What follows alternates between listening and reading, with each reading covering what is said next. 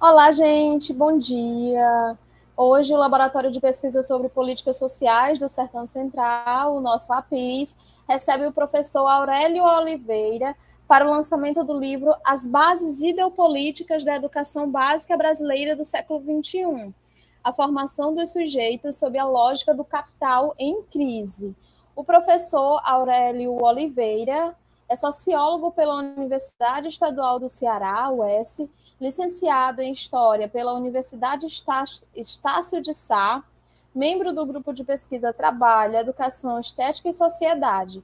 Realiza estudos na área da Sociologia do Trabalho e Sociologia da Educação, com ênfase nas seguintes temáticas: mundo do trabalho, desenvolvimento econômico, crise estrutural do capital, desigualdades sociais, políticas educacionais, currículo e formação do ser social.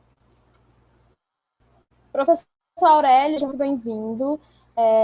O senhor pode iniciar a sua fala e, em seguida, a gente conversa um pouco mais sobre essa obra que nós estamos lançando hoje, viu? Bom dia a todos e a todas. Em primeiro lugar, queria agradecer que a minha editora, né, a editora Autografia, pelo belíssimo trabalho na publicação deste livro e também agradecer ao Laboratório LAPS pelo belo trabalho que vem desenvolvendo na disseminação do conhecimento científico.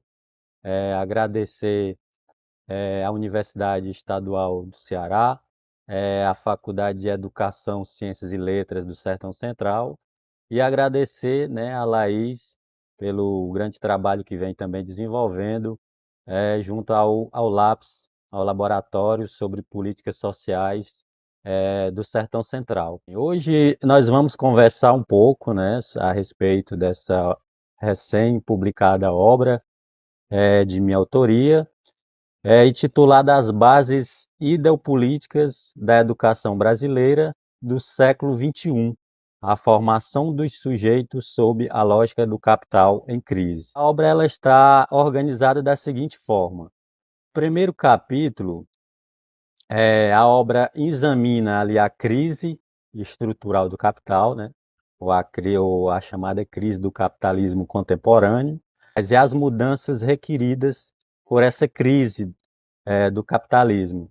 As mudanças requeridas pelo capital vão em duas direções. Nós temos ali a mudança na esfera produtiva, né, a chamada reestruturação produtiva, onde houve ali as inserções de novas tecnologias, de novas formas de controle e gestão do trabalho, né, a mudança nos processos de produção, com a terceirização, a descentralização produtiva, entre outros fatores. Tivemos também a mudança na esfera institucional. O que é essa mudança na esfera institucional? É a mudança na natureza do Estado. O Estado ele deixa de ser um Estado de bem-estar social e passa a ser o Estado neoliberal. E também tivemos ali no primeiro capítulo dessa obra, eu faço também o relato dos desdobramentos dessa crise, né, na política educativa mundial, mediada pelos organismos internacionais. No segundo capítulo, eu investigo ali o ponto de partida da reforma do ensino básico brasileiro na década de 1990, a partir dos diversos fóruns nacionais que discutiram e sintetizaram, né, as diretrizes da reforma curricular do ensino fundamental e médio. O segundo ponto, eu faço a relação entre o Programa Global de Educação para Todos e a reformulação da educação básica brasileira, que inicia ali nos anos 90 do século passado. O terceiro capítulo, eu faço a análise, né, e a apreensão da agenda ideopolítica do capital em crise e a sua relação com a reforma dos PCNs, que são os parâmetros curriculares do ensino fundamental.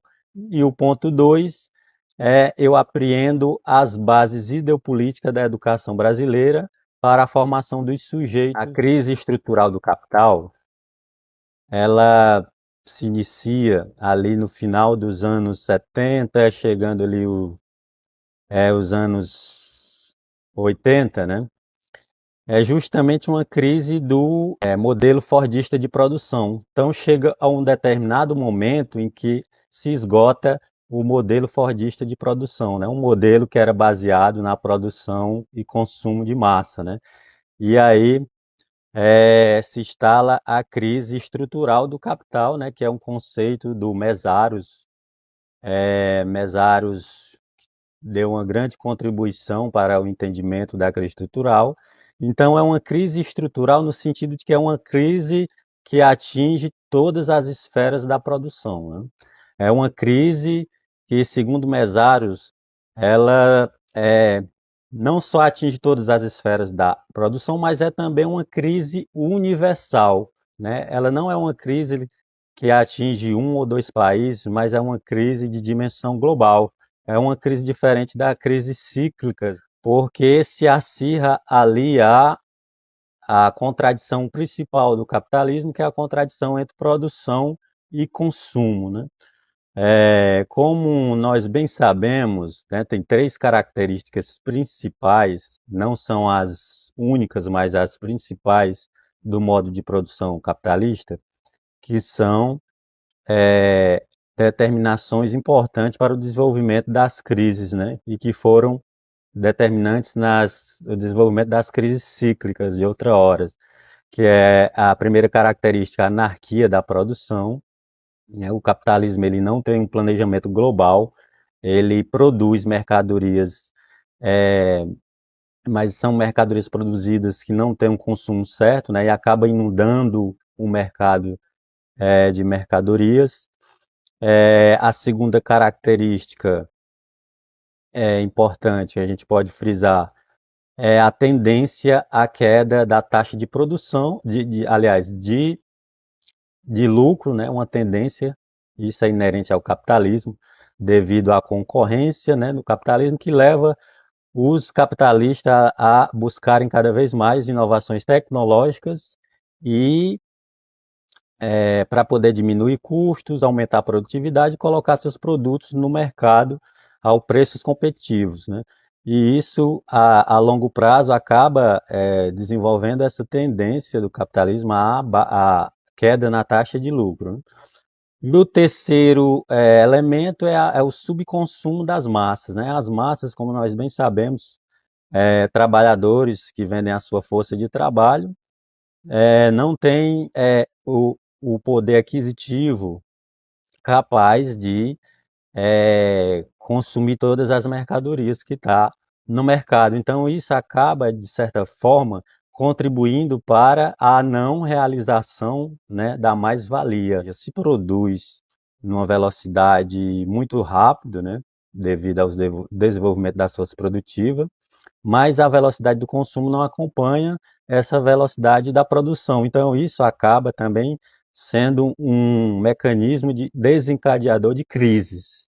Chegando ali nos anos 70 do século XX, o que, que acontece? Há um acirramento dessas contradições, né? Principalmente da contradição entre produção e consumo, devido ao desenvolvimento das forças produtivas, e aí o capitalismo entra numa crise chamada de crise de superprodução. E para resolver essa crise, né, o sistema do capital precisou reformular a sua base de sustentação, que é capital, trabalho e Estado, né? E aí se inicia a chamada reestruturação produtiva, onde os capitalistas, né, começam a inovar, a inserção de novas tecnologias, de automação, né, da microeletrônica, da robótica, e também uma reformulação no plano micro. Então, há essas duas reformulações do capital. Uma é a nível mais macro, né, macroeconomia, se insere um conjunto de inovações tecnológicas, muda-se o sistema produtivo, passa a haver uma desconcentração da produção, mecanismos de terceirização são implantados, e a outra mudança que a gente pode perceber é a mudança no plano micro, né? Ou seja, nas empresas, com a inserção de novos métodos e controle do trabalho. E aí a gente pode citar a gestão participativa, podemos citar como, por exemplo, o trabalhador polivalente, né, que outra hora, no modelo de produção fordista, nós tínhamos o trabalhador que desempenhava a única função no decorrer do processo produtivo. Agora não, agora nós temos um trabalhador polivalente, né? Tivemos também, né, a implantação do sistema Kanban, que é o sistema de controle de estoque, né? A produção agora passa a não produzir como se produzia no Fordismo, né? A produção em série, a produção em massa, mas uma produção que se adequa às demandas do mercado.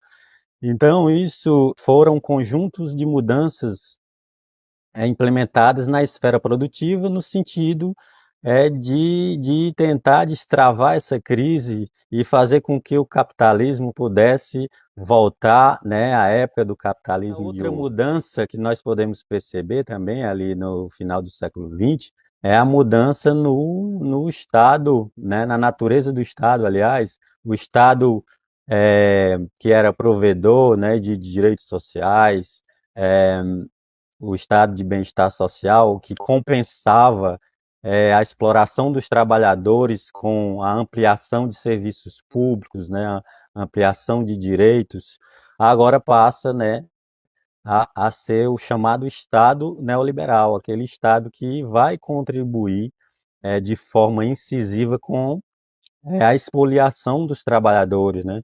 E aí a gente pode citar, por exemplo, as diversas reformas trabalhistas que aconteceram no mundo, né, as reformas previdenciárias, a transformação de serviços públicos em mercadorias, ou seja, as privatizações. Então, todas essas políticas, né, operadas pelo Estado, né, foram políticas do Estado neoliberal que contribuiu, né, efetivamente para a piora das condições de vida dos trabalhadores, né? A partir do momento em que houve essas mudanças, né, no sistema do capital, tanto na esfera produtiva como na esfera institucional, nós tivemos um movimento, né, com o advento dessa crise, um movimento muito importante, já conhecido, que é o movimento de educação para todos, né? Então, o marco das discussões da educação mundial, ela vai se dar ali em 1990, com a conferência, né, sobre educação para todos, realizada em Jonte, na Tailândia. Então, essa conferência, que foi financiada, né, pela Unesco, pelo Banco Mundial, pela Unicef, PNUD, contou com a participação de 155 chefes de estados, né? O que foi discutido, né, nessa conferência? Ali se discutiam, né, quais os rumos que a educação mundial iria seguir a partir daquele momento. As discussões giraram em torno de dois elementos principais, né, que foi a universalização da educação básica e o atendimento às necessidades básicas de aprendizagem de criança, jovens e adultos. Esse evento, ele, de certa forma, ali foi o ponto inicial, né, da reforma global da educação e também da reforma da educação básica brasileira, porque já que o Brasil foi signatário, né, dessa conferência e posteriormente incorporou muitos dos elementos que ali foram discutidos. Outros dois fóruns aconteceram também na década de 90, né? O Fórum de Nova Delhi, na Índia, em 1993. Esse fórum ele reafirma o compromisso dos países, né, com a universalização da educação básica e um atendimento das necessidades básicas de aprendizagem, né? E, ao mesmo tempo, traçou metas, né, para a educação dos países da periferia capitalista, né?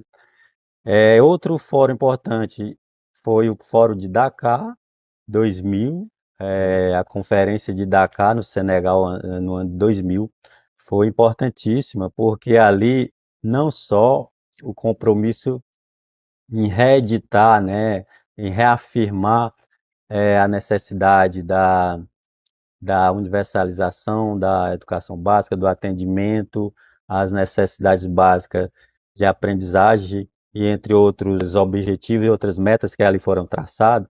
Esse fórum ele fez uma avaliação das metas que foram estabelecidas lá atrás, em 93, né, no Fórum de Nova Delhi. E percebeu que esses objetivos não foram alcançados. Tiveram que reafirmar novamente, né, o compromisso para que essas metas fossem alcançadas até o ano 2015. Né? Outro documento importante que eu não poderia deixar de ressaltar foi o documento elaborado em 1993 a 1996, que é o Jacques Delors, né? Jacques Delors foi um consultor da ONU, né, que coordenou a comissão que discutiu a educação para o novo milênio. Essa comissão, ela foi estabelecida logo após a Conferência de Jontier, em 1990. E ali, Jacques Delors reuniu um grupo, né, de especialistas e elaborou ali no documento intitulado A Educação, um Tesouro a Descobrir, os princípios, as diretrizes, as recomendações para a educação do século XXI, né? Aqui as recomendações que posteriormente o Brasil, né, veio a aplicar na sua reforma ali dos anos 90, né? Então esse documento é de suma importância, né, para a compreensão não só da agenda ideopolítica da Unesco, do Banco Mundial, né, e do capitalismo contemporâneo, como também para se compreender ali as bases, né, da educação brasileira. Esse relatório Jacques Delors, né, ele nasce, né, a partir de um momento em que o capitalismo, né, entra em crise estrutural. Então é um relatório que ele não nasce do nada, né? É um relatório que nasce a partir do momento em que o capitalismo começa a requerer novas mudanças, não só na esfera produtiva, na esfera institucional, mas também na esfera da educação, né? Nós sabemos que a educação é um elemento de suma importância na reprodução do capitalismo, né? O capitalismo jamais poderia abandonar a educação nesse momento de crise. Foi preciso, né, também o capitalismo olhar para a educação para poder requerer novas mudanças, né, nos processos de ensino-aprendizagem, nos processos de formação daqueles que acessam a escola pública, né? Esse relatório Jacques Delors, ele parte ali da ideia de que a educação ela tem que ter uma dimensão global, né? E além disso, né, ele também traz uma ideia muito clara de uma educação como resolução, né, para os problemas da humanidade, né, para os problemas gerados pelo próprio capitalismo.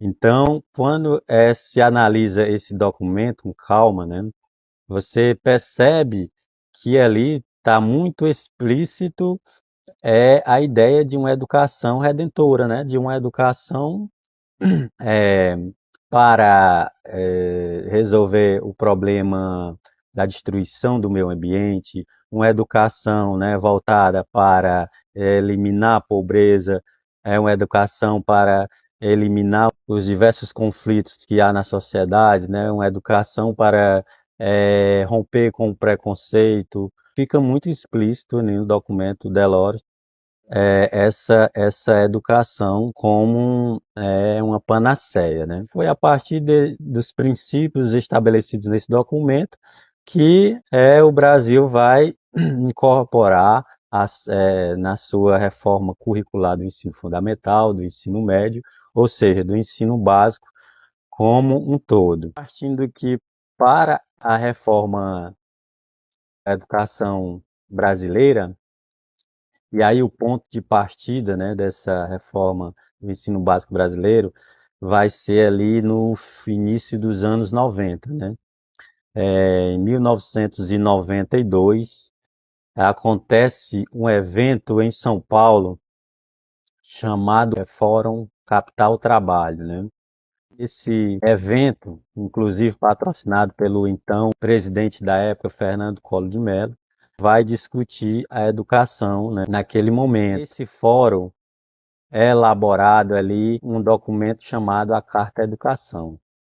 O Fórum Capital Trabalho, né, de 1992, que foi realizado na USP, é o seguinte: ele elabora a Carta à Educação, e essa Carta à Educação vai fazer uma crítica ao modelo educacional brasileiro, né?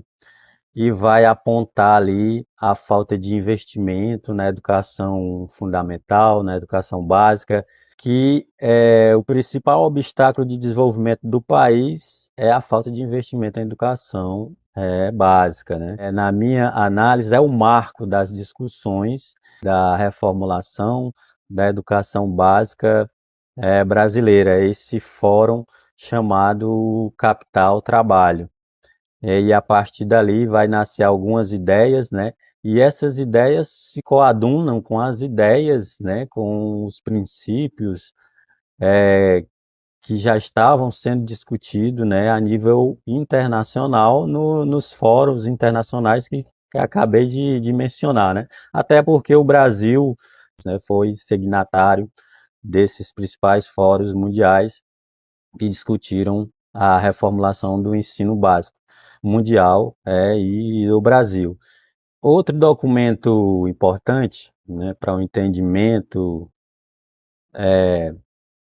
das bases ideopolíticas da educação brasileira é o Plano Decenal de Educação para Todos, que é um plano que foi elaborado em 1993. Ali ele traça as metas, né, as diretrizes, os objetivos da educação brasileira, né? Esse plano ele traça ali as metas dos 10 anos subsequentes, né? Até 2003. Nesse documento já há a incorporação das metas, né? Dos objetivos que foram traçados, né? Em Jomtien, lá em 1990, na Tailândia. Tivemos diversos documentos, né, resultados de fóruns, de conferências nacionais, que discutiram a educação, a reformulação do ensino básico brasileiro e, e que foram importantes esses fóruns, né, para poder sintetizar as ideias que foram incorporadas, né, depois nas reformas do ensino básico brasileiro do século XXI. Então, um dos principais documentos, né, para a confecção dessa obra, né, é os chamados parâmetros curriculares, né? É o documento que vai orientar, né, a formação dos sujeitos, a formação dos indivíduos. É um documento que orienta, recomenda a forma como se deve agir, né, nas práticas pedagógicas dentro da escola. Então, esse documento aqui é o documento em que as bases ideopolíticas da educação brasileira vai estar presente, né? Os parâmetros curriculares do ensino fundamental, eles são publicados em 1997 e 1998, né? Fundamental 1 e 2. Também tivemos nos anos 2000 do ensino médio.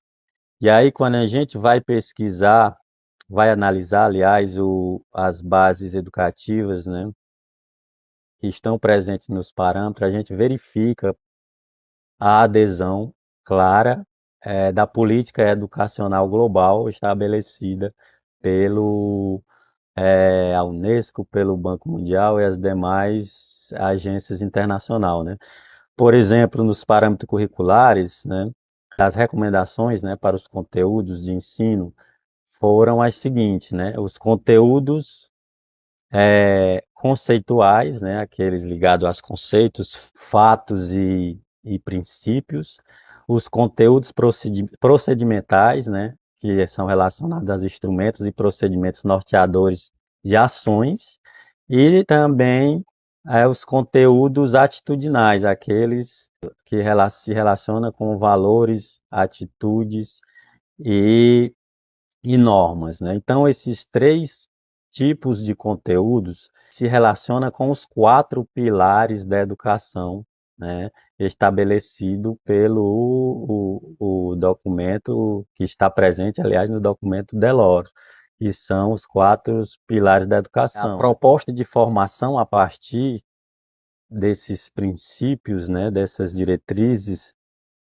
de formação dos sujeitos na educação brasileira está arquitetado em três pilares, né? Primeiro, né, na esfera social, né? Ou seja, a esfera social se propõe ali um conjunto de instrumentos necessários para que esse indivíduo possa compreender a realidade e também desenvolver as suas capacidades pessoais e profissionais, né? Para se obter uma vida digna. Isso é de acordo com os parâmetros curriculares, né? Na esfera produtiva, propõe os parâmetros a vinculação entre teoria e prática, né? Para o desenvolvimento de habilidades compatível com as novas exigências da sociedade contemporânea, ou seja, as novas exigências do capitalismo, né, contemporâneo. Por último, no terceiro pilar, na esfera subjetiva, ou seja, propõe o desenvolvimento de capacidades, né, de se conviver juntos, de realizar atividades juntas, e evitar conflitos pessoais, e etc., né? O que a gente percebe claramente é que essa reforma do ensino básico brasileiro, que se iniciou ali no final do século XX é, e para o início do século XXI, adere, incorpora, né, os princípios, as diretrizes e as recomendações do EPT, né, que é Educação para Todos, e também os princípios do documento Jacques Delors. O terceiro capítulo, né, da minha obra, e aí vem ali a parte de análise, né, da relação entre o capitalismo, a reforma global de educação e a reforma do ensino básico brasileiro. Nós temos aqui a agenda ideopolítica do capital, né? Essa agenda ideopolítica do capital, no campo da educação, ela vai nascer justamente, né, a partir dos anos de 1990, com a primeira conferência de Johnson, onde ali é estabelecido princípios educacionais, vão direcionar a educação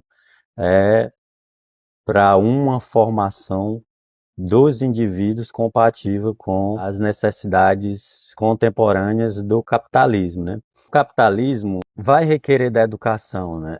Uma formação mais prática, né? Do ponto de vista da formação para o trabalho, né? Mas também vai exigir uma formação ideológica, né? Uma formação de consciência. E para isso, algumas teorias, né, que vão fundamentar, né, essa reforma global, que eu chamo de reforma global da educação, na qual o Brasil está inserido, né? Três teorias, na sua crise, né, agora estrutural, foram essenciais para legitimar essas reformas, né? Primeiro, a teoria da sociedade do conhecimento, né? Uma teoria de fundo, uma teoria explicativa da realidade, né? Do ponto de vista do capital. É a teoria que expõe a ideia de que não há mais classes sociais, estamos vivendo no pós-capitalismo, é a teoria de que não existe mais trabalho, né? Então é uma teoria de fundo, né? Uma teoria explicativa da realidade mais uma teoria do ponto de vista do capital. Também tem a segunda teoria, que é a teoria do capital humano, não aquela teoria do capital humano da década de 50, mas uma teoria do capital humano renovada, né, reformulada, uma teoria do capital humano compatível com as novas necessidades do momento. Por último, né, a pedagogia do aprender, né, que vai fundamentar esse conjunto de reformas na educação, principalmente na educação básica. E a pedagogia do aprender a aprender, ela está ligada ali a três teorias pedagógicas importantes, né, que vão ser ali os fundamentos principais, né, de reformulação da educação básica brasileira. E a primeira é o pragmatismo baseado nas ideias de John Dewey, né, que remete, né, à educação para a resolução de problemas, uma educação que define os conteúdos a partir da prática, né, a partir de conhecimentos considerados úteis, né, e ligados à vida cotidiana dos estudantes, né. É uma educação que valoriza muito questões cotidianas, né, e ao mesmo tempo despreza, né, o conhecimento científico, né, o conhecimento mais desenvolvido, né, pela humanidade.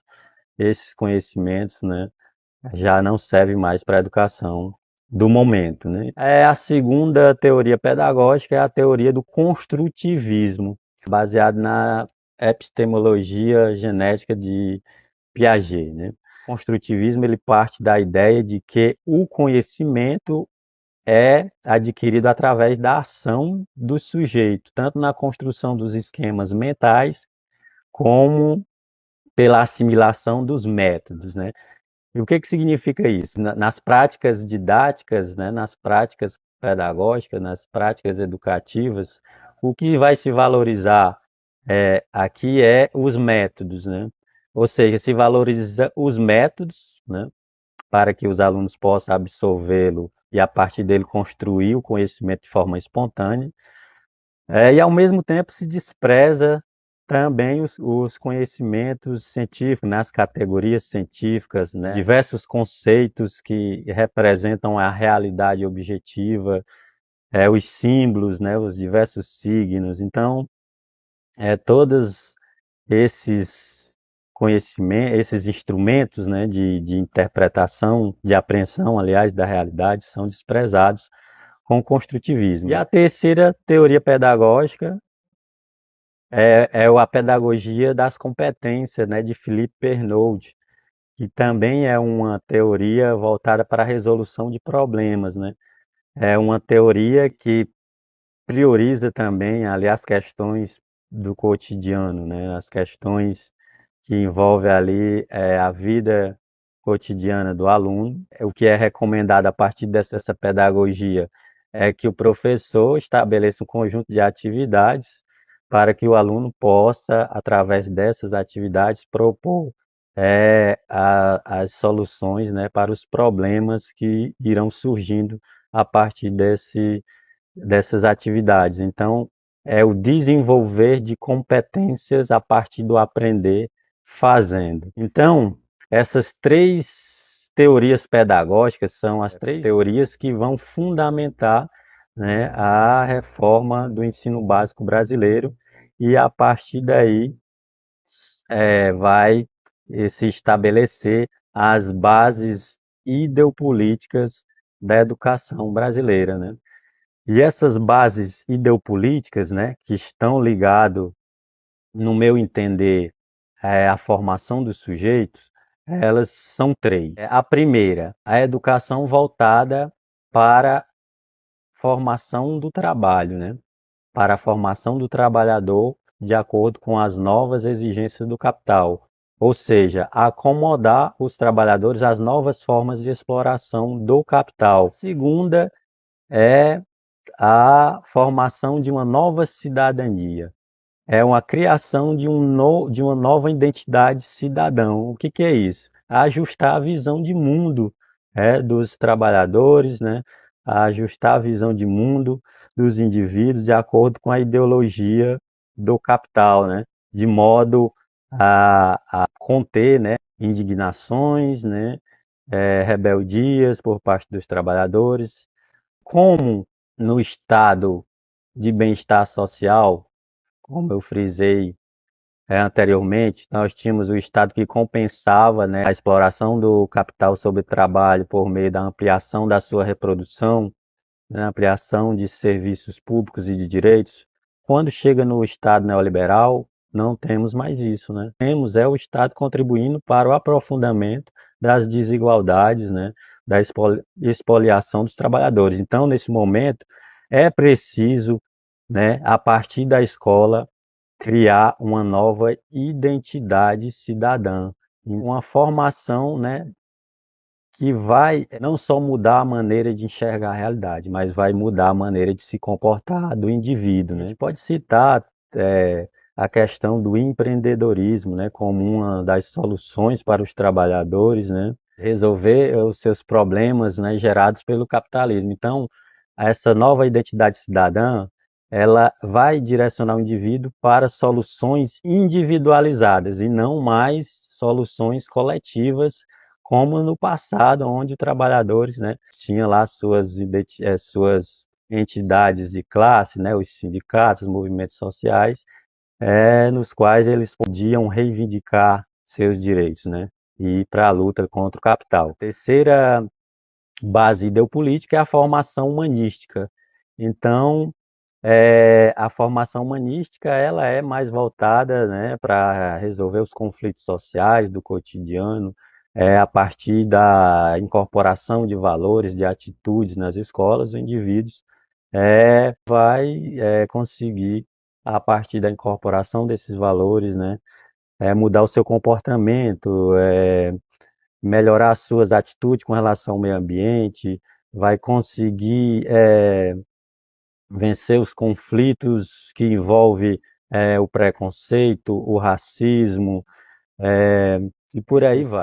Três bases, que eu chamo de bases ideopolíticas, elas surgem, né, a partir dos fundamentos teóricos pedagógicos, né, que eu mencionei anteriormente, do pragmatismo, do construtivismo e das pedagogia das competências, que são teorias pedagógicas, né, que elas vão ali se coadunar com os interesses do capital, porque elas, no processo de ensino-aprendizagem, elas se encaixam, digamos assim, com aqueles interesses, né, do capitalismo. Então, as três bases ideopolíticas da educação do século XXI, frisando novamente, é a formação para o trabalho conforme as exigências, as novas exigências do capital em crise, a formação de uma nova identidade cidadã